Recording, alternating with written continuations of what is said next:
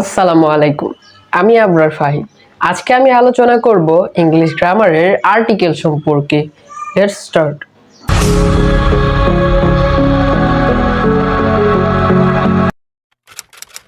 Article, যার অর্থ নির্দেশক। সাধারণত এ, এন এবং দি কে বলা হয় আর্টিকেল।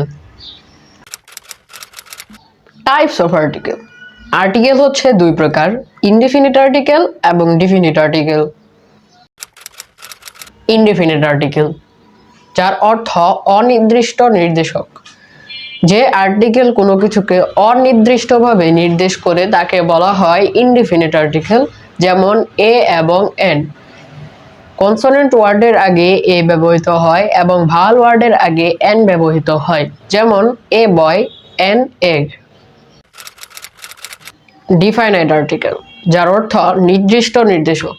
যে আর্টিকেল কোনো কিছুকে নির্দিষ্টভাবে নির্দেশ করে তাকে বলা হয় ডিফাইনাইট আর্টিকেল, যেমন দি কাউ।